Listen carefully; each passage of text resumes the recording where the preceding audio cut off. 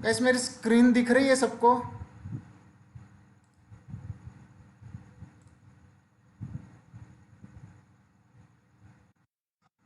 Okay okay, great, perfect. तो friends, ये meeting लेने का मेन मोटिव यही है कि बिगिनर्स लोग, मतलब जो भी, अभी जैसे कि आप सब जानते हैं अपने ग्रुप में मेनली जो है बिगिनर्स ही है, राइट? तो उन वो मतलब उनसे जब भी मेरी पर्सनली बात होती है तो बहुत से लोगों का मुझे मतलब बात होते टाइम पे मुझे पता चलता है कि एफ के बारे में बहुत से उनके कंसेप्ट क्लियर नहीं है, ठीक है ना? तो उन्हीं के कंसेप्ट क्लियर करने के लिए ये मीटिंग ऑर्गेनाइज की गई है, ताकि कैसे अभी जब अगर हम सिर्फ कैश मार्केट में भी वर्क करते हैं फ्रेंड्स, तो आप जब भी न्यूज़ देखोगे, कोई भी जी न्यूज़ हो गया या CNBC आवाज़, तो वो लोग बहुत सी बार बात करते हैं कि ये इस स्टॉक में शॉर्ट कवरिंग हो रही है, ये स्टॉक F&O बैन में चला गया, इसमें मार्केट वाइड पोजीशन लिमिट में मतलब इसमें थोड़ा मतलब ज़्यादा उछाल आया तो F&O बैन में जा सकता है, ओपन इंटरेस्ट की बात हो सकती है।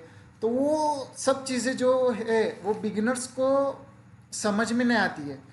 तो वही आज का मीटिंग का जो मोटिव है मेन, तो वही है कि ये मीटिंग के बाद गाइस, आप आप में से किसी का भी कंसेप्ट मतलब अधूरा नहीं रहना चाहिए, सबका कंसेप्ट क्लियर हो जाना चाहिए। अगर किसी का भी किसी को भी कोई भी डाउट रहा तो हम आखिरी में Q&A रख सकते हैं, या फिर कोई भी मुझे पर्सनली पूछ सकते हैं, ठीक है ना? तो हम तब भी क्लियर कर देंगे, ठीक है? तो फ्रेंड्स, अभी मीटिंग स्टार्ट करते हैं। तो गाइस, आप जब भी हम स्टॉक मार्केट में ट्रेड करते हैं, राइट?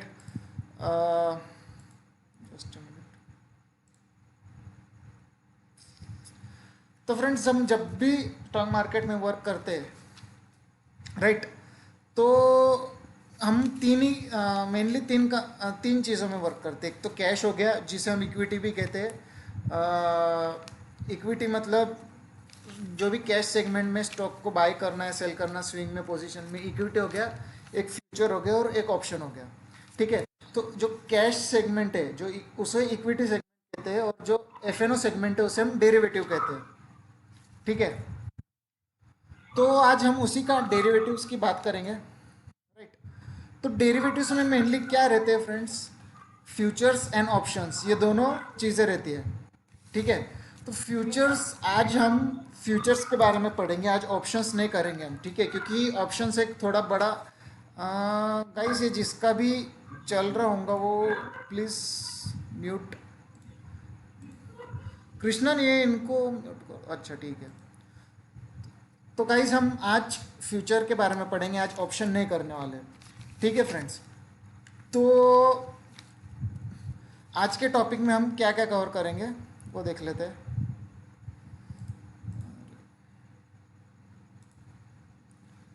ये रिमूव हो सकता है क्या? ठीक है, चलो रहने दो।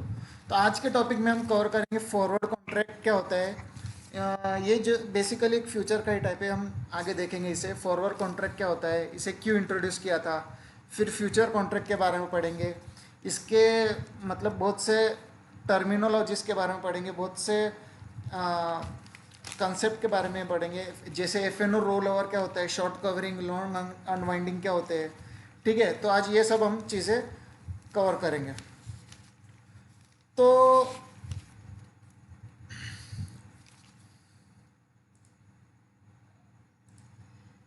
तो फ्रेंड्स, फॉरवर्ड कॉन्ट्रैक्ट क्या होता है, ठीक है? तो एक बेसिकली कॉन्ट्रैक्ट होता है जिसमें हम पहले से ही, मतलब जो कॉन्ट्रैक्ट रहता है उसे सेटल होने से पहले ही हम उसमें बेट लगा लेते हैं, मतलब उसमें बिना कोई मनी का ट्रांजैक्शन हुए हम उस चीज़ को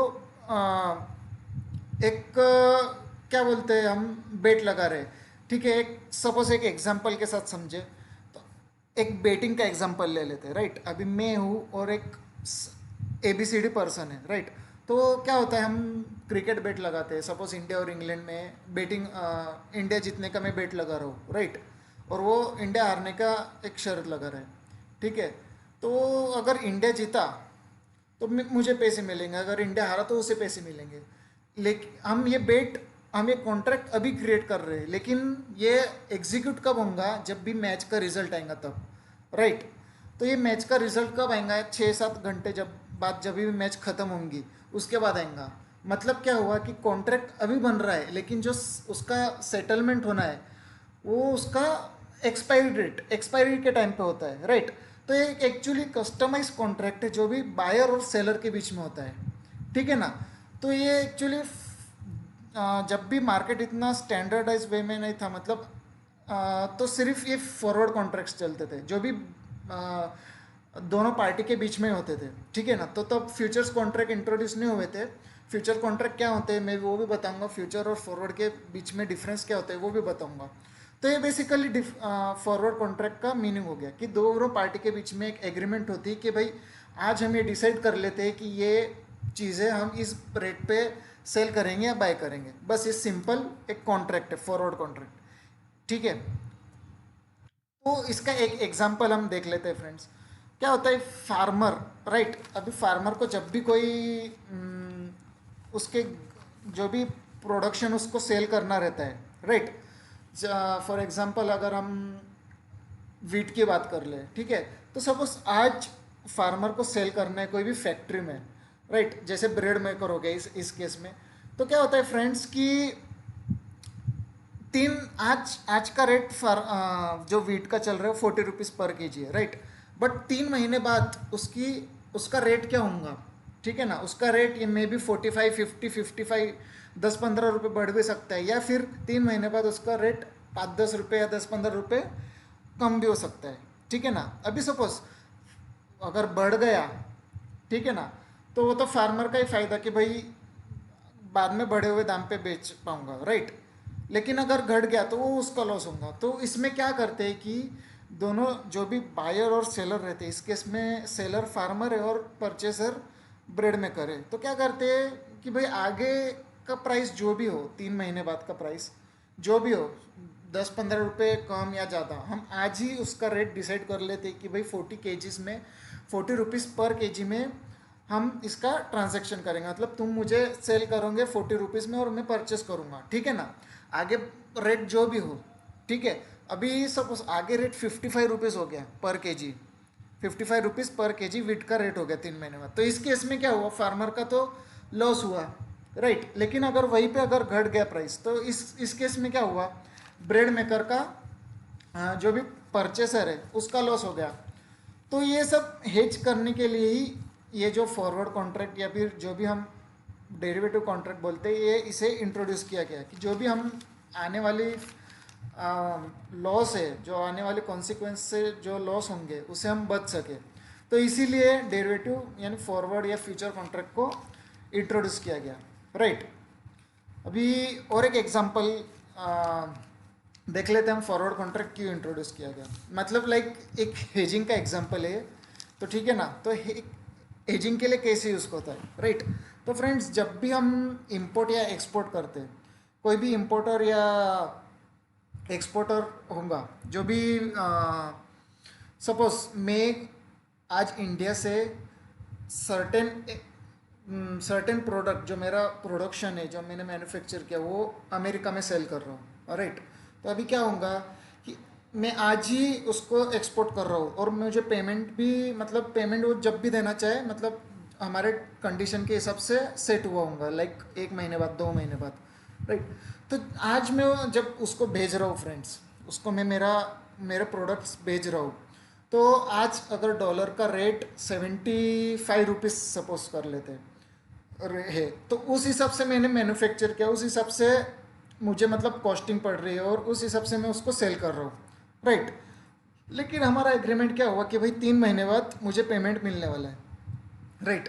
तो अभी पेमेंट में क्या होता है फ्रेंड्स कि 3 महीने बाद मुझे पेमेंट मिलेगा, तो क्या है, डॉलर के रेट में मिलेगा, डॉलर के करेंसी में मिलेगा, राइट। अभी उस टाइम 3 महीने बाद में डॉलर के रेट ऊपर या नीचे दोनों हो सकती है, ठीक है ना। अभी सपोज डॉलर 75 से 78 चल गया, ये तो मेरा ऑब्वियसली मेरा ही फ़ायदा है, क्योंकि मैं एज अ एक्सपोर्टर उसे सेल कर रहा हूँ, तो मुझे पेमेंट ज़्यादा, मतलब 3 रुपीज़ ज़्यादा नहीं मिलेगा, राइट, 78 रुपीज़ अगर हो गया तो वहीं पे अगर 72 रुपीज़ हो गया डॉलर, तो वो वही मुझे लॉस है उस केस में।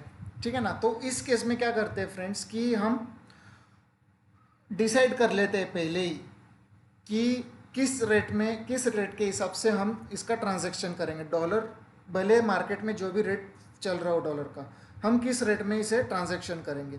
तो हमने डिसाइड कर लिया कि 75 रुपीज़ ये रेट में करेंगे ट्रांजैक्शन, राइट।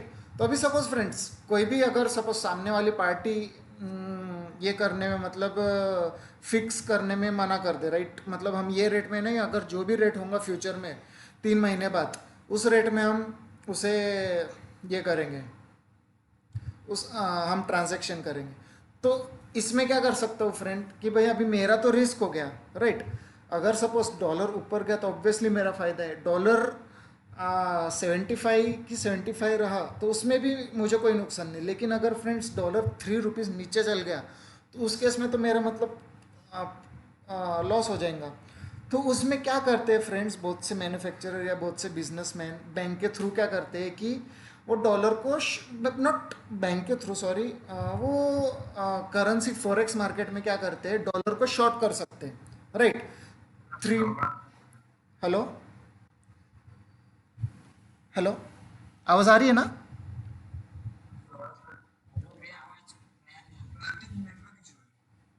ओके ओके, अभी अभी भी आ रही है, अभी भी नेटवर्क इश्यू है, 2 मिनट, हाँ।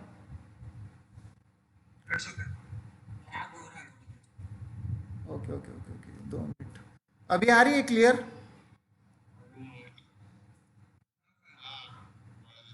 Okay okay okay. तो फ्रेंड्स अभी क्या करूँगा मैं कि डॉलर के फ्यूचर्स, डॉलर और रुपीस के जो फ्यूचर्स है, डॉलर और रुपीस के जो पेयर है, उस फ्यूचर को मैं शॉर्ट कर दूंगा करेंसी मार्केट में। तो इस केस में क्या होगा कि अगर डॉलर 72 रुपीज़ भी आए तो जैसे कि मैंने शॉर्ट किया तो उस केस में मुझे फ़ायदा होगा, राइट, 3 रुपीज़ फ़ायदा होगा। मतलब जो भी मेरा लॉस है वो सेट ऑफ हो गया इसके अगेंस्ट, क्योंकि अगर मैंने शॉर्ट किया तो उसमें मुझे प्रॉफिट मिल जाएगा उतना ही। ठीक है ना, तो इसीलिए हम इस फ्यूचर मतलब जो डेरिवेटिव फॉरवर्ड कॉन्ट्रैक्ट है, इसके इसको यूज़ करके हम इसमें भी हम हेज कर सकते हैं, राइट। तो अब देखते हैं फ्रेंड्स फ्यूचर कॉन्ट्रैक्ट क्या होता है। तो फॉरवर्ड कॉन्ट्रैक्ट अगर समझ गया होगा तो फ्यूचर कॉन्ट्रैक्ट भी सेम ही है फ्रेंड्स। जस्ट फ्यूचर कॉन्ट्रैक्ट और फॉरवर्ड कॉन्ट्रैक्ट में फ्यूचर कॉन्ट्रैक्ट क्या होता है कि ये एक्सचेंज के थ्रू किया जाता है। ठीक है ना, अभी जैसे हम देखते हैं स्टॉक एक्सचेंज में, जैसे हम निफ्टी फ्यूचर बाई किए, राइट। तो ये फ्यूचर क्या होता है, एक स्टैंडर्डाइज कॉन्ट्रैक्ट होता है जो कि हम एक्सचेंज के थ्रू प्लेस कर सकते हैं। ठीक है ना, जबकि फॉरवर्ड कॉन्ट्रैक्ट क्या होता है, ये बिटवीन टू पार्टी होता है, मतलब नॉन पार्टी होते हैं, हम आमने सामने डिसाइड करते हैं कि किस बेसिस पे कॉन्ट्रैक्ट क्या करना है। लेकिन फ्यूचर क्या होता है, पूरा एक्सचेंज के थ्रू होता है, इसमें पूरा मार्जिन भी हमें भरना पड़ता है, इसमें पूरा रिस्क का भी कोई नहीं रहता है। ठीक है, अभी हम एक मतलब डिफरेंस देख लेते हैं, इसका एक्चुअल डिफरेंस क्या रहता है। ठीक है, तो फ्रेंड्स ये फॉरवर्ड कॉन्ट्रैक्ट हो गया और ये फ्यूचर का कॉन्ट्रैक्ट। जैसे कि हमने देखा कि फॉरवर्ड कॉन्ट्रैक्ट कस्टमाइज होता है, बिटवीन टू पार्टीज होती है। ठीक है, इसमें कोई भी एक्सचेंज या कोई भी मिडिल मैन इन्वॉल्व नहीं रहता है जनरली, तो रिस्क भी इसमें क्या रहता है, ज़्यादा रहता है। वहीं पे अगर हम फ्यूचर की बात करें तो फ्यूचर एक स्टैंडर्डाइज कॉन्ट्रैक्ट है, इसमें सभी ब्रोकर्स एक्सचेंज सभी आते हैं और सभी जो भी मार्जिन वगैरह है वो सब हमें भरना पड़ता है। ठीक है ना, तो इसमें डिफ़ॉल्ट का रिस्क बिल्कुल नहीं होता है। ठीक है, जैसे कि ये देख रहे हो आप, काउंटर पार्टी रिस्क इसमें नहीं होता है, और इसमें फॉरवर्ड कॉन्ट्रैक्ट में काउंटर पार्टी रिस्क होता है और इसमें नहीं होता है। ओके, और सेटलमेंट तो जैसे कि हम देखें फ्यूचर फॉरवर्ड कॉन्ट्रैक्ट में तो मतलब जो भी पार्टीज होती है उसके बेसिस पे ही होती है। ठीक है, मतलब उनको कब डिलीवरी डिसाइड करनी है, कब वो कॉन्ट्रैक्ट को सेट ऑफ करना है। वहीं पे अगर हम स्टैंडर्डाइज कॉन्ट्रैक्ट की देखें उसमें सब डिसाइडेड होता है, प्री डिसाइडेड कि कौन से मंथ का आपको मतलब फ्यूचर बाय या मतलब सेल लॉन्ग या शॉर्ट कर रहे हो, सब डिसाइडेड रहता है। मैंने कहा जैसे कि मार्जिन, इसमें कोई मार्जिन का कोई ये नहीं है, वो तो पार्टी पे डिपेंड है मार्जिन का क्या करना है क्या नहीं। वहीं पे अगर हम फ्यूचर में देखें, आप जो भी आप ऑप्शन सेल या फिर फ्यूचर में ट्रेड करते होंगे आप सभी को मालूम होगा कि मार्जिन इसमें भरना पड़ता है, राइट, इसमें मार्जिन देना पड़ता है, क्योंकि कोई भी काउंटर पार्टी इसमें रिस्क इन्वॉल्व नहीं होती है। ठीक है, इसमें मतलब कोई भी काउंटर पार्टी रिस्क हमें नहीं चाहिए, रिस्क फ्री ट्रेड लेना चाहिए हमें। ठीक है, और दूसरा मार्क टू मार्केट, मतलब ये डेली सेटलमेंट होता है कि अभी सपोज हमारा प्रॉफिट चल रहा है या लॉस चल रहा है, वो daily day to day basis पे सेटल होता है, राइट। तो अभी देखते हैं फ्यूचर्स। फ्रेंड्स, जनरली हम स्टॉक मार्केट की बात करते हैं तो जनरली फ्यूचर्स दो चीज़ों के रहते हैं, एक तो स्टॉक के फ्यूचर्स रहते हैं और एक तो इंडेक्स के फ्यूचर। इंडेक्स के आपने बहुत सुना होगा, जैसे निफ्टी बैंक, फिन निफ्टी और निफ्टी 50, ये तीनों के फीचर्स रहते हैं जनरली। तो हम इंडेक्स में तो हम ट्रेड कर नहीं सकते इससे, लेकिन अगर हमें उसमें ट्रेड करना है तो हम इंडेक्स के फ्यूचर्स में ट्रेड कर सकते हैं। जनरली ये 3 महीने के कॉन्ट्रैक्ट होते हैं। एक तो अभी सपोज अभी ये मंथ चल रहा है जून, तो ये मंथ में हम जून मंथ का कॉन्ट्रैक्ट में ट्रेड कर सकते हैं, जुलाई मंथ का कॉन्ट्रैक्ट में ट्रेड कर सकते हैं और अगस्त मंथ के कॉन्ट्रैक्ट में ट्रेड कर सकते हैं। तो ऐसे 3 मंथ के कॉन्ट्रैक्ट हम ट्रेड कर सकते हैं। अभी सपोज आपको सितंबर के कॉन्ट्रैक्ट में ट्रेड करना है तो वो आप अगले महीने मतलब जुलाई के मंथ्स में आप ट्रेड कर सकते हो। वो तो खैर बाद में की बात हो गई, लेकिन हम देखते हैं कि अभी सपोज मार्केट में, तो आपके मन में एक क्वेश्चन आ रहा होंगे कि मार्केट में 5000 कंपनी है टोटल, सेंसेक्स निफ्टी दोनों मिला के। तो फ्यूचर तो सभी के नहीं होते हैं, राइट। फ्यूचर देखोगे आप मतलब टॉप कंपनी के होते हैं। जैसे हम सपोज एक स्टॉक लेते हैं, कैम्स या CDSL ले लेते हैं। कैम्स या CDSL बहुत अच्छी कंपनी है, बहुत फंडामेंटली स्ट्रांग कंपनी। इनके फ्यूचर्स तो हम दिखते नहीं, ठीक है, कंपनी भी अच्छी है, फंडामेंटली कोई बैलेंस शीट में भी ये नहीं है। वहीं पे अगर हम देखते हैं आइडिया जैसे शेयर्स, आइडिया हो गए, DLF हो गए, इनके कैसे फ्यूचर में ट्रेड होते हैं। तो वही फ्रेंड्स की स्टॉक को जब भी डेरिवेटिव मार्केट में ट्रेड होना है तो उसको मतलब उसकी एक एलिजिबिलिटी रहती है, ठीक है ना। तो वो एलिजिबिलिटी अगर स्टॉक फुलफिल करता है तो वो फ्यूचर उसको फिर हम FNO फ्यूचर एंड ऑप्शंस में हम इंक्लूड कर सकते हैं। तो वो हम एलिजिबिलिटी देख लेते हैं फ्रेंड्स। वो एलिजिबिलिटी क्या रहती है एक्चुअली फ्रेंड्स, सेबी ने 7 से 10 एलिजिबिलिटी क्राइटेरिया डिसाइड किए, लेकिन अगर आपको देखना है इतना डिटेल में आप NSE के वेबसाइट पे देख सकते हो।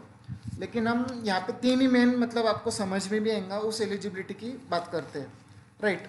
तो क्या होता है फ्रेंड्स, कंपनी मैंने जैसा बोला कि 5000 कंपनी से भी ज़्यादा लिस्टेड है, ठीक है। लेकिन कंपनी को FNO में आने के लिए पहले तो वो टॉप 500 कंपनीज होनी चाहिए in terms of market cap, और वो भी पिछले 6 महीने से उसी लिस्ट में होनी चाहिए। मतलब ये फिल्टर के हिसाब से, मतलब जो भी पिछली कंपनी पीछे की कंपनीज है वो तो चली गई, मतलब 500 में से ही हम चूज़ करना पड़ेगा। और उसी में क्या होता है कि वॉल्यूम, उसमें जो भी वॉल्यूम रहता है ट्रेडिंग वॉल्यूम, वो भी टॉप 500 में आना चाहिए। ये दूसरा क्राइटेरिया। थर्ड क्राइटेरिया हो गया कि daily volume minimum 25 lakh rupees का भी मतलब स्टॉक जो है वो लिक्विड रहना चाहिए, मतलब उसमें बाय या सेल करते टाइम पे कोई प्रॉब्लम आना नहीं चाहिए, ठीक है ना।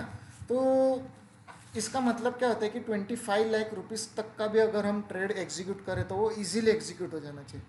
तभी आपने फ्रेंड्स सुना होगा कि बहुत से यूट्यूबर्स या फिर बहुत से क्लासेस में बोलते हैं कि हमें जब भी हम ट्रेड कर रहे हैं इंट्राडे में या स्विंग या पोजिशनल में, तो हमें फ्यूचर्स और ऑप्शंस FNO के स्टॉक्स में ही ट्रेड करना चाहिए। तो वो क्यों बोलते हैं फ्रेंड्स, क्योंकि उसमें वॉल्यूम अच्छा रहता है, लिक्विडिटी का कोई प्रॉब्लम नहीं रहता है, राइट। तो इसलिए हमें मतलब सजेस्ट किया जाता है कि हमें इसी में ट्रेड करना चाहिए, जो भी FNO में लिस्टेड स्टॉक है, क्योंकि उनके generally they are highly liquid, और हर महीने या 3 महीने में स्टॉक्स मतलब इंक्लूड या फिर एक्सक्लूड होते हैं FNO सेगमेंट में। तो आप मतलब मैंने ग्रुप में भी बहुत बार डाला होगा कि अभी ये दीपक नाइट्रेट या फिर कोई शेयर्स है, ये फ्यूचर एंड ऑप्शन में इंक्लूड होंगे। तो वो क्यों इंक्लूड होते हैं, यही सब क्राइटेरिया की वजह से, ठीक है ना। तो फ्रेंड्स, फ्यूचर अभी आपको ये तो समझ गया होगा, राइट। स्टॉक फ्यूचर्स क्या रहते हैं, उनके कॉन्ट्रैक्ट कैसे रहते हैं, ठीक है ना। अभी फ्रेंड्स, ये मार्केट वाइड पोजीशन लिमिट ये अच्छे से समझ लेना, क्योंकि अगर ये अच्छे से समझ लिया आपने तो इसके आगे का टॉपिक आपको मतलब ओपन इंटरेस्ट जो आएगा, एफ बैन आएगा, वो अच्छे से समझ सकते हैं आप, ठीक है। तो इसके लिए हम एक लाइव एग्जांपल ले लेते हैं फ्रेंड्स। कृष्णा, ये रिमूव, ये इरेज हो सकता है क्या ये ड्राइंग?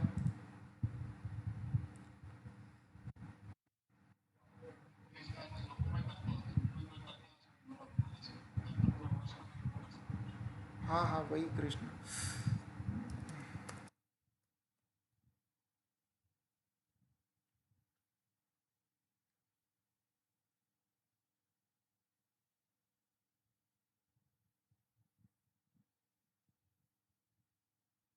हाँ ठीक है। तो friends, market wide position limit क्या होती है कि जैसे कि हम एक एग्जांपल ले लें कि कोई भी एफ एन ओ कॉन्ट्रैक्ट, कोई भी एफ एन ओ स्टॉक, ठीक है। तो अभी सपोज ये एक एग्जांपल ले लें, रिलायंस इंडस्ट्रीज, इंडस्ट्रीज का एग्जांपल लिया कि रिलायंस इंडस्ट्रीज का क्या है, नंबर ऑफ शेयर्स कितने सब्सक्राइब्ड है, 670 करोड़ शेयर्स है टोटल मार्केट में। मतलब टोटल 100% की जो पार्ट ओनरशिप है वो 676 करोड़ में डिवाइडेड है, राइट। तो फ्रेंड्स, अभी हम अगर देखेंगे इसका कि पैटर्न शेयर होल्डिंग पैटर्न, तो प्रोमोटर के पास इसके 50.58 पर, मतलब जनरली हम कंसिडर कर लेते हैं 50% शेयर है। तो क्या हो गया फ्रेंड्स, 50% मतलब क्या कि 676, मतलब 338, राइट। 338 करोड़ शेयर प्रोमोटर के पास है। तो बचे 338 करोड़ किसके पास है, मार्केट, मतलब फ्री फ्लोट हो रहे हैं, मतलब ये ट्रेडेबल है, राइट। इसका बाई सेल हो सकता है। तो क्या होता है फ्रेंड्स, जब भी हम एफ में कोई भी कॉन्ट्रैक्ट इंक्लूड करते हैं, राइट, तो उसके कॉन्ट्रैक्ट डिसाइड हो जाता है कि कितने कॉन्ट्रैक्ट हमने इसको अलाउ करना चाहिए, मतलब कितने कॉन्ट्रैक्ट ट्रेडेबल रहने चाहिए एफ में, फ्यूचर्स में बात कर रहा हूँ मैं, ठीक है। तो फ्यूचर्स में कितने कॉन्ट्रैक्ट ट्रेडेबल रहने चाहिए, वही एक market wide position limit decide करता है। तो ये मार्केट वाइड पोजीशन लिमिट कैसे डिसाइड होती है कि 20%, ये दिख रहा है आपको, 20% off free float market capitalisation, मतलब जो भी शेयर्स है, अभी इस केस में रिलायंस का 378 crore free float market cap है, राइट। तो अभी 338 करोड़ मार्केट कैप है रिलायंस का। तो 338 करोड़ का 10% क्या है, 20%, सॉरी, मतलब 66 करोड़ हो गए, राइट। तो फ्रेंड्स, रिलायंस के 66 करोड़ जो रहेंगे वो टोटल, सिर्फ 66 करोड़ जो है वो ट्रेडेबल है फ्यूचर्स में, राइट।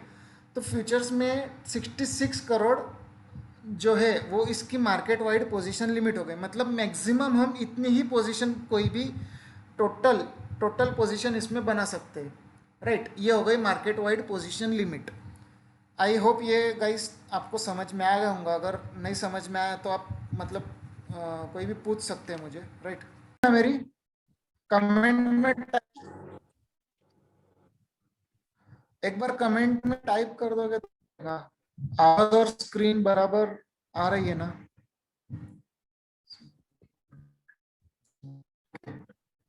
Okay okay okay. मेरी आवाज क्लियरली आ रही है ना? बता दो, आवाज क्लियर आ रही है ना मेरी ऑडियो?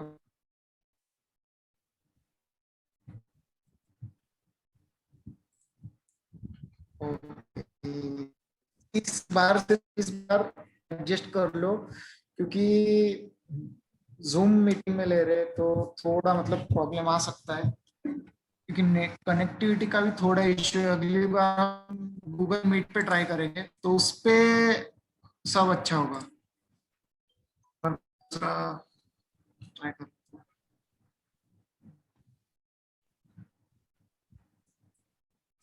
ओके। तो किसी ने रिक्वेस्ट किया कि एक बार मार्केट कैप समराइज कर देते हैं, ठीक है। तो मार्केट कैप मतलब क्या friends, total market capitalisation, company की टोटल मार्केट कैपिटलाइजेशन, ठीक है। अब फ्री फ्लोट मार्केट कैप क्या होता है कि सपोज, दूसरा ही स्लाइड है, हम दूसरे ही स्लाइड में हम देख लेते हैं फ्री फ्लोट मार्केट कैप क्या होता है।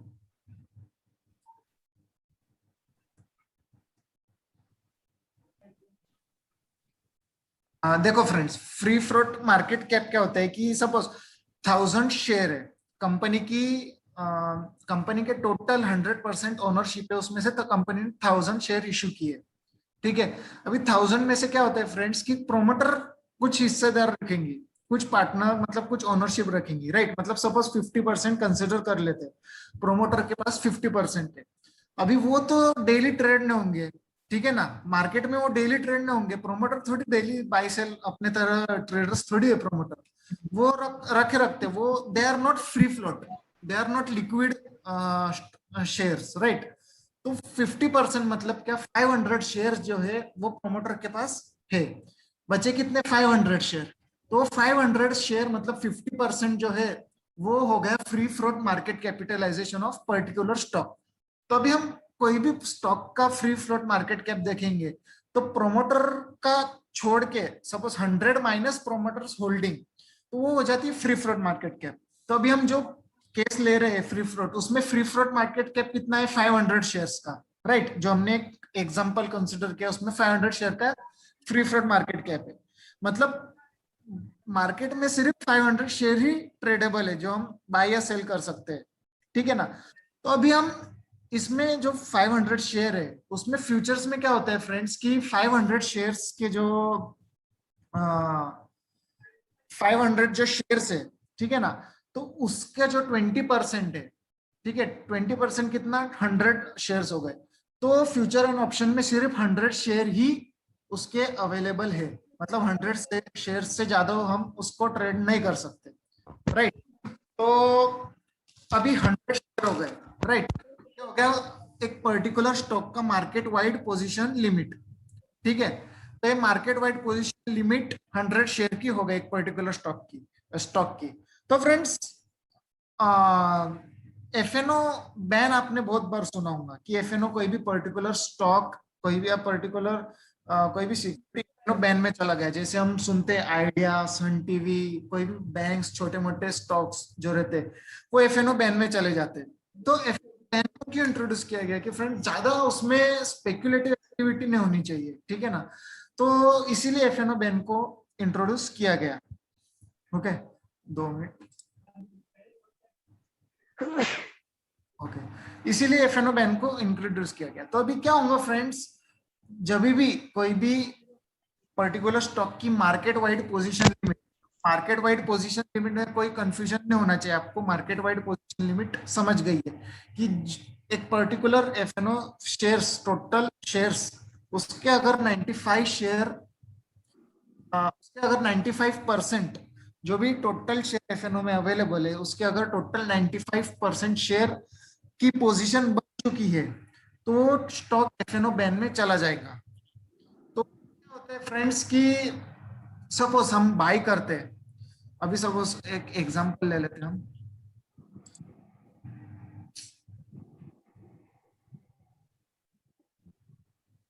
देखो फ्रेंड्स, एक मार्केट वाइड पोजीशन लिमिट तो समझ गए, ठीक है। तो अभी सपोज आउटस्टैंडिंग पोजीशन कोई भी स्टॉक की 95% से ज्यादा नहीं बननी चाहिए, total market wide position limit से में 95% से ज्यादा नहीं बननी चाहिए, ठीक है। तो अभी हम रिलायंस का एग्जांपल लेंगे, राइट। रिलायंस के एग्जांपल में क्या होगा, रिलायंस का एग्जांपल जैसे हमने लिया, 338 करोड़ जो है वो फ्री फ्लोट मार्केट कैप है रिलायंस की, ठीक है। ये जो टोटल होल्डिंग दिख रही है उसमें से 338 crore total market free float market cap है, राइट। तो अभी इसमें क्या होगा फ्रेंड्स की, free float market cap 338 crore है, तो उसका जो 28% है, 38 तो 66-67 करोड़ जो आएगा वो ये आएगा अपना, उसका मार्केट वाइड पोजीशन लिमिट, मतलब इतने ही टोटल ट्रेडेबल क्वांटिटी है कर रहा हूँ, ठीक है। तो उसमें 67 करोड़ जो है वो फ्यूचर में ट्रेडेबल क्वांटिटी है, तो उसमें क्या होगा अगर 67 करोड़ है, राइट।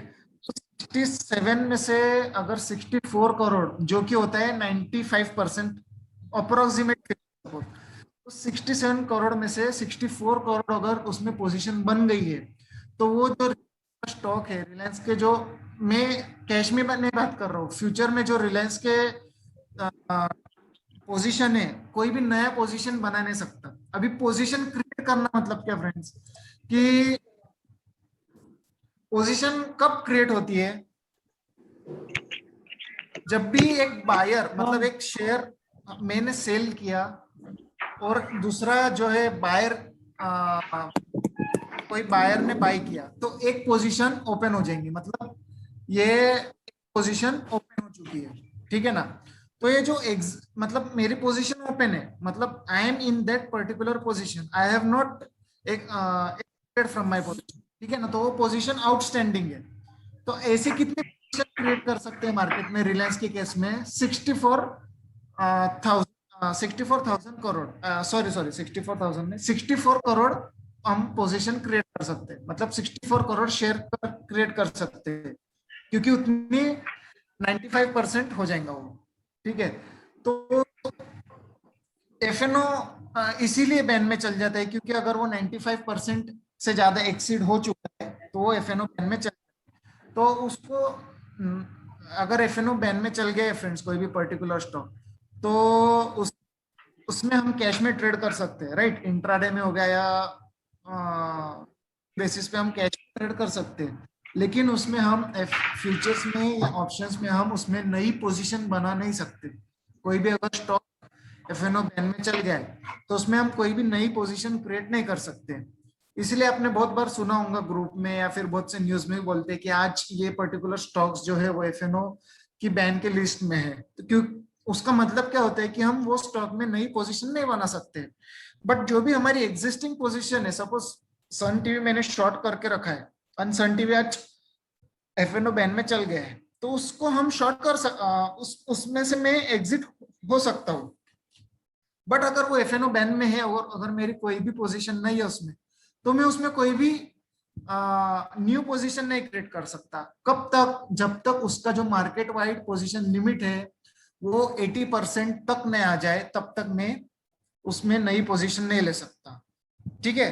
तो फ्रेंड्स आई होप ये कंसेप्ट आपको क्लियर हो गया होगा, राइट। तो अभी नेक्स्ट टॉपिक की ओर चलते हैं, कॉन्ट्रैक्ट रोल ओवर। फ्रेंड्स आपको कोई भी अगर डाउट होगा तो अपन वो एंड में लेंगे, ठीक है ना, कोई इशू नहीं, don't worry about that, we will take it on the end of the webinar.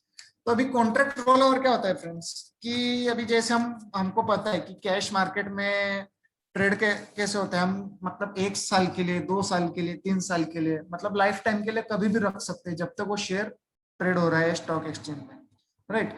But future क्या होता है फ्रेंड्स, जो डेरिवेटिव मार्केट रहते हैं उसमें हम मतलब जो वो लिमिटेड टाइम पीरियड के लिए कॉन्ट्रैक्ट रहता है वो, राइट। कॉन्ट्रैक्ट मतलब क्या, उसका टाइम पीरियड कब ना कब एक्सपायर होगी, ठीक है, उसको हमें कभी ना कभी एग्जीक्यूट करना ही पड़ेगा, राइट। तो फ्रेंड्स क्या होता है कि जैसे मैंने कहा आपको कि जनरली हमारे एक्सचेंज में, हमारे स्टॉक मार्केट में 3 ही मंथ के जो कॉन्ट्रैक्ट रहते हैं वो ट्रेड कर सकते हैं, राइट। अभी सपोज मैंने निफ्टी का एक लॉट ले लिया, राइट, एक लॉट को बाय कर लिया, बाय या सेल कर दिया सपोज, तो मैंने ये मंथ में बाय किया, राइट, ये मंथ का कॉन्ट्रैक्ट को बाय किया, सेल किया, सॉरी, ये मंथ के निफ्टी के कॉन्ट्रैक्ट को सेल किया मैंने जून मंथ के। तो अभी क्या होगा फ्रेंड्स की कॉन्ट्रैक्ट कब एक्सपायर होते हैं? मंथ के आखिरी जो थर्सडे रहता है तब एक्सपायर होते हैं। तो मतलब क्या रहता है, क्या है? मतलब मुझे क्या करना पड़ेगा, मंथ का जो आखिरी थर्सडे आएगा मुझे तब कॉन्ट्रैक्ट एग्जीक्यूट करना पड़ेगा। अभी इस केस में क्या है, मंथ का आखिरी थर्सडे कब आ रहा, 24th, मतलब 24 जून को मुझे कैसे भी अपनी पोजीशन क्लोज करनी पड़ेगी। अभी सपोज मैं लॉस में हूं तो लॉस बुक करना पड़ेगा। अगर मुझे लॉस बुक नहीं करना है तो मैं क्या कर सकता हूँ, उसको नेक्स्ट साइकिल में उसको रोल ओवर कर सकता हूँ मैं, ठीक है ना। मतलब क्या करूंगा, मैं जून के जो पोजीशन है, जो शॉर्ट किया था मैंने, उसको क्लोज कर दूंगा, उसको बाय करके क्लोज कर दूंगा मेरा पोजीशन। और जुलाई का जो नया पोजीशन है उसमें मैं नई पोजीशन बनाऊंगा, जुलाई के मंथ की मैं नई पोजीशन बनाऊंगा उसमें, और एक लॉट में शॉर्ट कर दूंगा। तो इसमें क्या हो जाएंगे कि मेरा एक जो पोजीशन है वो रोल ओवर हो गया नेक्स्ट मंथ में। तो इसी को हम कॉन्ट्रैक्ट रोल ओवर कहते हैं, राइट। तो सेकंड देखते हैं शॉर्ट कवरिंग और लॉन्ग अनवाइंडिंग। तो फ्रेंड्स शॉर्ट कवरिंग और लॉन्ग अनवाइंडिंग आपने बहुत सी बार शायद सुना होगा बहुत से लोगों ने आपने। तो हम ये समझ लेते हैं शॉर्ट कवरिंग और लॉन्ग अनवाइंडिंग क्या रहता है। तो फ्रेंड्स जब भी हम फ्यूचर में कोई भी पोजीशन लेते हैं, सपोज बाई की पोजीशन ली मैंने पर्टिकुलर स्टॉक में, सपोज रिलायंस में मैंने बाई किया। अभी हम जब भी फ्रेंड्स फ्यूचर में कोई भी पर्टिकुलर स्टॉक को बाई या सेल करते हैं तो उसमें एक टर्म रहता है लॉन्ग या शॉर्ट करना, ठीक है ना। तो अभी सपोज हमने बाई किया मतलब क्या किया, लॉन्ग किया, उस पर हम लॉन्ग है। तो हम फ्यूचर में जब भी बात करेंगे, फ्यूचर या ऑप्शन दोनों हो गए, उसमें हम ये वर्ड्स के यूज करेंगे लॉन्ग या शॉर्ट, ठीक है। तो मैं रिलायंस में लॉन्ग हूँ, ठीक है ना, रिलायंस को लॉन्ग किया है मैंने, उसमें एक लॉट मैंने रिलायंस किया है लॉन्ग, ठीक है। पहले शॉर्ट की बात कर लेते हैं, शॉर्ट कवरिंग की। तो मैंने शॉर्ट किया है रिलायंस को, शॉर्ट मतलब क्या, सेल किया है, ठीक है। तो मैंने जब भी सेल करूंगा फ्रेंड्स में, तो मुझे कभी ना कभी तो बाई करना पड़ेगा उसको। मतलब कॉन्ट्रैक्ट को मैं ऐसे ही ओपन तो रख नहीं सकता उसके मंथ एंड में, या फिर कभी ना कभी कॉन्ट्रैक्ट के एंड में एक्सपायर डेट में कभी ना कभी तो मुझे सेल करना ही पड़ेगा, अपना उसको स्क्वायर ऑफ तो करना ही पड़ेगा पोजीशन को। तो जब भी फ्रेंड्स मैं पर्टिकुलर कोई भी स्टॉक में शॉर्ट हूँ, ठीक है, तो अगर मैं उसको, मैं शॉर्ट पोजीशन है उसको स्क्वायर ऑफ कर रहा हूँ, तो मैं क्या कर रहा हूँ, शॉर्ट को कवर कर रहा हूँ, राइट। उसी को हम कहते हैं शॉर्ट कवरिंग, राइट। अभी आप देखते होंगे न्यूज में कोई भी एक पर्टिकुलर स्टॉक है जो बहुत सा मतलब अच्छी एक बुलिश मोमेंटम दिखाता है, एक पर्टिकुलर इंट्राडे में या इन अ सिंगल डे वो 5 to 6% तक उछल जाता है, राइट। तो उसमें क्या बोलते हैं कि शॉर्ट कवरिंग हो रही है। शॉर्ट कवरिंग मतलब क्या, कि जो भी जिसने भी शॉर्ट करके रखा था वो स्टॉक को, वो अभी उसके जो शॉर्ट पोजीशन है उसको स्क्वायर ऑफ कर रहा है। मतलब स्क्वायर ऑफ किस तरह कर रहा है, बाय करके, राइट। तो बाय करेगा तो ऑब्वियसली वो स्टॉक में मोमेंटम आने वाला है, तो इसी को हम शॉर्ट कवरिंग कहते हैं, राइट। अभी इसका ऑपोजिट लॉन्ग अनवाइंडिंग हो गया। लॉन्ग अनवाइंडिंग मतलब क्या, कि कोई भी स्टॉक जो है उसमें मैंने लॉन्ग किया हुआ है, उसका पोजीशन में लॉन्ग हूं मैं, तो उसको अगर मुझे स्क्वायर ऑफ करना है, मतलब जो मेरी पोजीशन ओपन पोजीशन है उसको अगर मुझे स्क्वायर ऑफ करना है तो मुझे उसको शॉर्ट करना पड़ेगा। मतलब जो लॉन्ग लॉन्ग पोजीशन है उसको स्क्वायर ऑफ करना पड़ेगा, मतलब क्या, सेल करूंगा मैं, तो इसी को हम कहते हैं लॉन्ग अनवाइंडिंग, राइट। तो अभी देख लेते हैं सिग्नल्स ऑफ शॉर्ट कवरिंग। तो शॉर्ट कवरिंग जैसे मैंने कहा कि शॉर्ट पोजीशन को स्क्वायर ऑफ करना, राइट। सोवन दास ये प्लीज ये करो मत, ठीक है ना, ड्राइंग कोई भी। तो फ्रेंड मैंने कहा कि शॉर्ट कवरिंग हो रही है पर्टिकुलर स्टॉक में। मतलब क्या हो रहा है कि स्टॉक में जो भी शॉर्ट किया था वो अभी उसमें बाई कर रहे हैं। मतलब क्या, जब भी स्टॉक प्राइस ऊपर जाता है हम एक इंडिकेशन लगा सकते हैं शॉर्ट कवरिंग हो रही है। अब इसका इंडिकेशन कैसे लगा सकते हैं वो हम आगे बात करेंगे, उसका एग्जैक्टली हम इंडिकेट कैसे कर सकते हैं, उसको पता कैसे लगा सकते हैं। तो जब भी फ्यूचर प्राइस इंक्रीज होता है तब शॉर्ट कवरिंग का एक सिग्नल हम देख सकते हैं। जब भी ओपन इंटरेस्ट फॉल होता है, अभी ओपन इंटरेस्ट क्या है वो भी हम देखेंगे आगे। मतलब क्या है, पोजीशन से एग्जिट हो रहे हैं, ओपन पोजीशन को क्लोज कर रहे हैं, ओपन इंटरेस्ट फॉल हो रहा है, उसको हम शॉर्ट कवरिंग कहते हैं, ठीक है। तो फ्रेंड्स जब भी शॉर्ट कवरिंग हेल्पलेसली होती है, मतलब लाइक एक्सपायरी डेट में हमें लॉस में निकलना पड़ता है, तो उसे हम शॉर्ट स्क्वीजिंग कहते हैं। ये इतना मतलब यूजफुल, मतलब डे टू डे में तुमको यूज नहीं आने वाला है, इसको मैं इतना ध्यान नहीं दिया तो भी चलेगा। बस ये एक ध्यान रखना कि market wide position limit, FNO ban, short covering और लॉन्ग अनवाइंडिंग, ये चारों जो है वो अच्छे से, मतलब आपको बहुत, मतलब कैश में भी ट्रेड करोगे तो भी उसमें हेल्प आने वाला है आपको, ठीक है।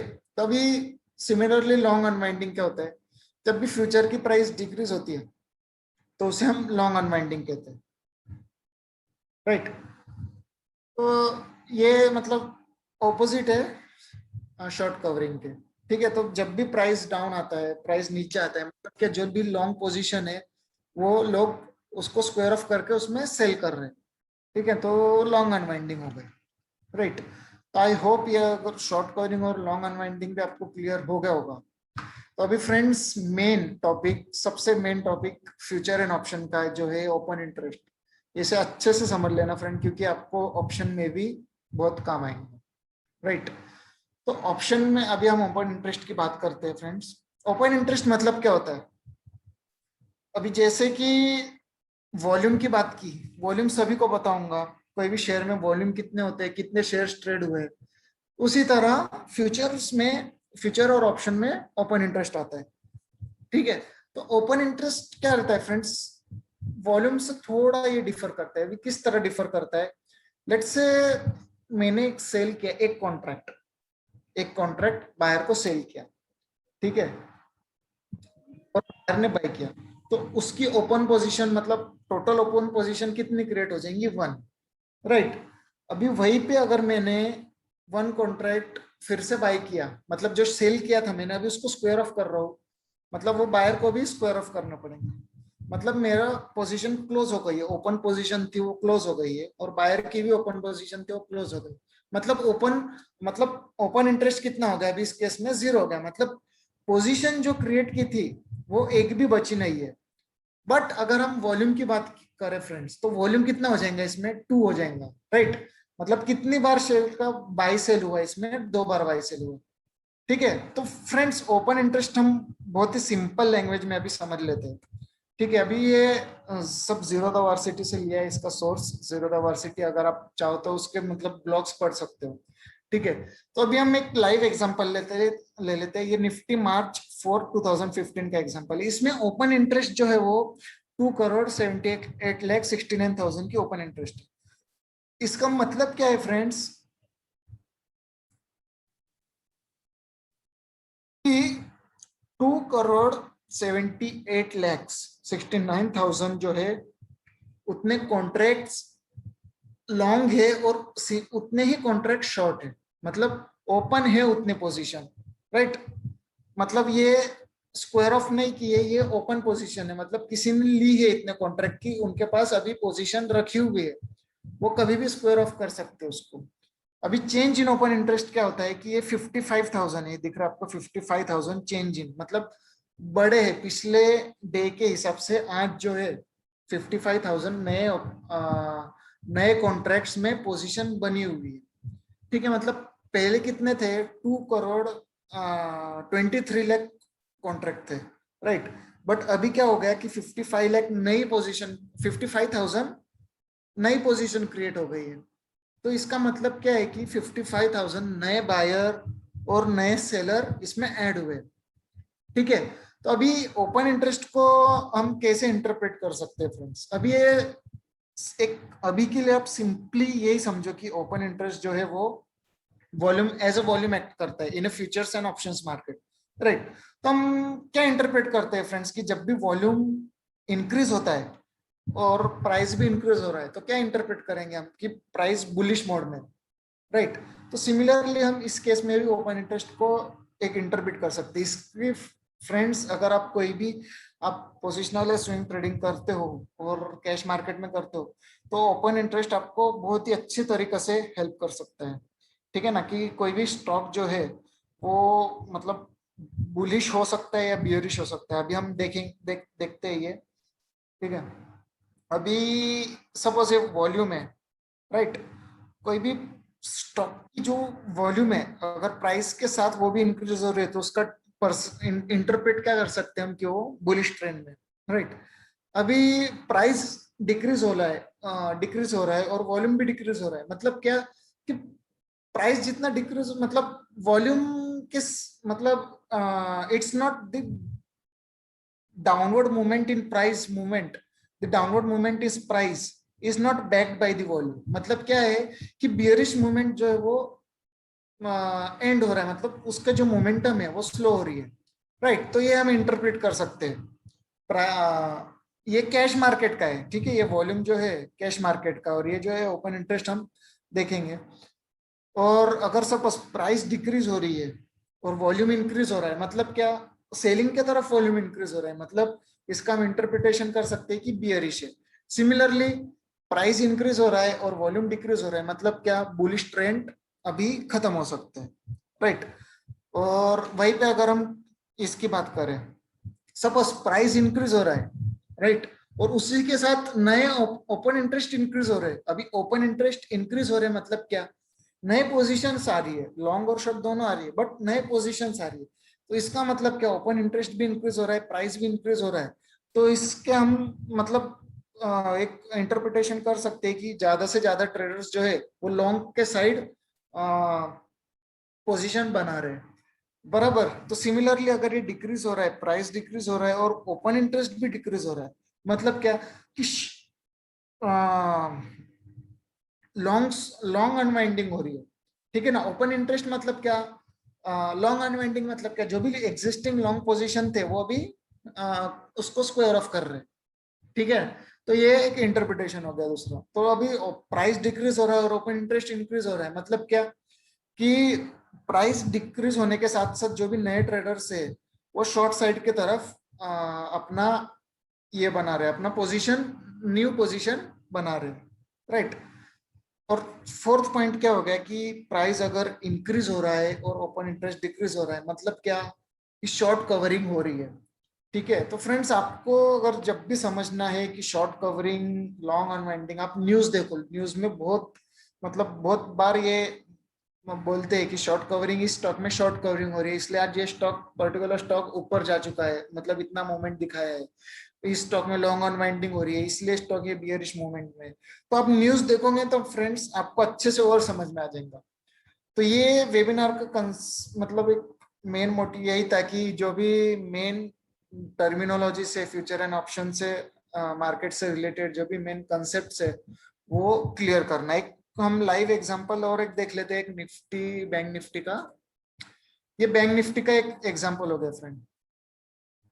ये देखो, बैंक निफ्टी का है 11 जून, ठीक है, जो फ्राइडे को एक ट्रेडिंग डे था, 11 जून और 10 जून को। तो देखो फ्रेंड्स, 10 जून को जो था बैंक निफ्टी में ओपन पोजीशन कितनी थी, 7,64,000, राइट। बट 11 जून में वो ओपन पोजीशन इंक्रीज होकर 13,000, मतलब 14,000 हो गई नियरली। मतलब कितने से बढ़ा है, 6,35,000 से बढ़ा, ठीक है ना। तो ये चेंज इन ओपन इंटरेस्ट मतलब नए पोजीशन कितने ऐड हुए हैं, 83%। तो ये हम एक मतलब इसको ऑप्शन चेन एनालिसिस में और हम डीप में जाएंगे, अगर हम जब भी ऑप्शन की क्लास लेंगे तो हम और उसको डीप में स्टडी करेंगे। तो आज फ्यूचर का था सिर्फ, फ्यूचर में आई होप कि फ्यूचर से रिलेटेड सारे आपके बहुत से कंसेप्ट क्लियर हो गए होंगे। Okay okay okay friends, that's all for today. Thank you. अगर किसी का भी कोई सवाल होगा, किसी का भी कोई क्वेश्चन होगा, कोई क्वेरी होंगी, कोई डाउट होगा, तो मुझे पूछ सकते हैं आप, माइक ऑफ करके, अनम्यूट करके।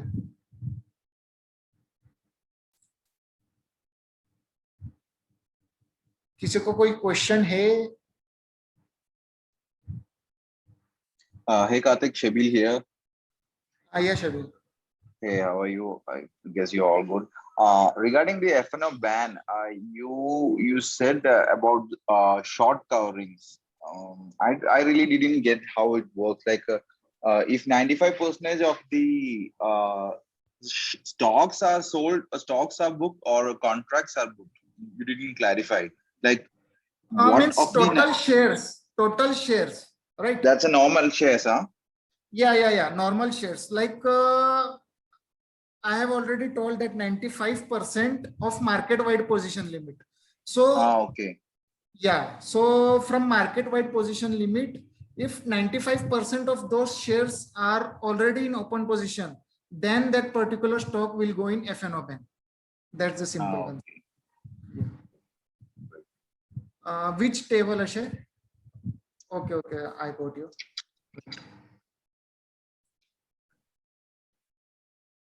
Okay.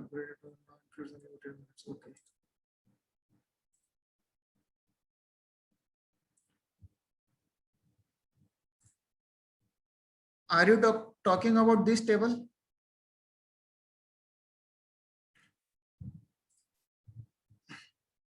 Look, friends. Yes. So, friends, look, what is open interest, right? Open interest means creating new positions. Okay, so creating new positions means what? If price is increasing backed by the increase in open interest, that means what? That you may interpret it as a big players are increasing their position. Okay, big players are taking new positions in that particular stock or particular index. Okay, so if it's increasing, the price is increasing backed by the increase in open interest, then you may interpret it as a bullish trend. Similarly, if price is decreasing and open interest are decreasing, so what we can interpret from this? If open interest are decreasing, that means short covering is happening. Oh, sorry. If open position is decreasing backed by decrease in price, so when price will decrease, friends? When any long position in open interest, when any open long positions are being squared off, what does that means? That longs are covering their position. So what does that means? Long unwinding is being done. So when long unwinding is being done, that result in decrease in open interest, also that is result in decrease in price. So similarly, if price is decreasing and open interest is increasing, look friends, one simple concept I would tell you, one simple trick from which you can remember is that if open interest is decreasing, like see friends, you can see here it is decreasing and it is here and here it is decreasing. So decrease in open interest means what? Either long unwinding is being done or either short covering is being done, right? So when we can interpret that when long unwinding is being done, so what does long unwinding means? Long unwinding means long position are being squared off. That means the price will decrease. Okay. And when open interest is decreasing and price is increasing, that means shorts are covering their position. That means any existing short positions are being squared off, and they are buying, means they are squaring off their position. That means what? The price will result in increasing, right? I hope you got this. Yeah, no, actually, Obstra is some advanced concept. We'll look into that later. For now, your concept should get clear related to it, right? So, friends, if anyone have any other doubt, you can ask me. I think I don't know how much more time we can take this meeting.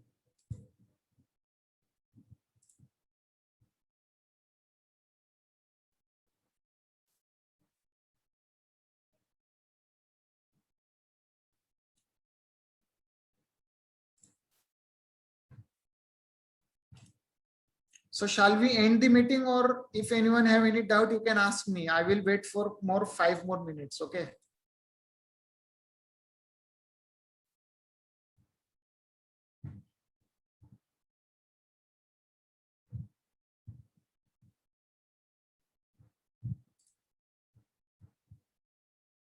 Okay, friends, I think we should stop here. I hope everyone's concept may get cleared by after watching the webinar. If anyone have any doubt related to it, you can ask me personally or you can call me. Okay. Bye bye. Good night.